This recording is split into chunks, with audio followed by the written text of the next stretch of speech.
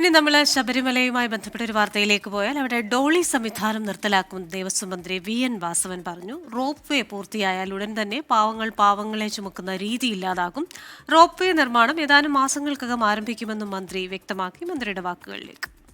ഭക്തജനങ്ങളിൽ പ്രായമുള്ളവരും അതോടൊപ്പം തന്നെ രോഗികളും ഇപ്പോൾ ഡോളിയിലാണ് പോയിക്കൊണ്ടിരിക്കുന്നത്. പാവങ്ങളെ ചുമന്നുകൊണ്ട് പോകുന്ന പാവങ്ങൾ കണ്ടാൽ മഹാഭാവം തോന്നുന്നു. 4 പേര് കൂടി കുന്നും ദുഃഖാന്തൂക്കായും കൊണ്ട് ചുമക്കുകയാണ്. അവരിത് അണക്കിയായി ചുമട്.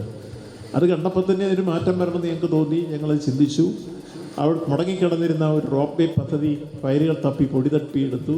മുങ്ങിത്തപ്പിയ ഫയൽ കണ്ടുപിടിച്ചു.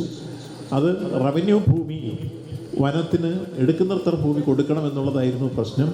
അത് ഞങ്ങൾ ഇപ്പോൾ ബഹുമാനപ്പെട്ട റവന്യൂ വകുപ്പ് മന്ത്രിയും ബഹുമാനപ്പെട്ട വനം വകുപ്പ് മന്ത്രിയും ഒക്കെ കൂട്ടിച്ചേർത്ത് ഞങ്ങൾ വിളിച്ചു ചേർത്ത യോഗത്തിൽ അവരോട് സഹകരിച്ച് ഇപ്പോൾ ഭൂമിയുടെ കൈമാറ്റം നടന്നു കഴിഞ്ഞിരിക്കുന്നു. ഇനി ലാസ്റ്റിൽ ഈ 16-ാം തീയതി നടക്കുന്ന ഒരു മീറ്റിങ്ങോട് കൂടി അതിൻ്റെ അവസാന ഘട്ടത്തിലെ അംഗീകാരം ലഭിച്ചു കഴിഞ്ഞാൽ റോപ്പ് വേയുടെ നിർമ്മാണ പ്രവർത്തനങ്ങൾ ഒരു ഏതാനും മാസങ്ങൾക്കുള്ളിൽ ആരംഭിക്കും.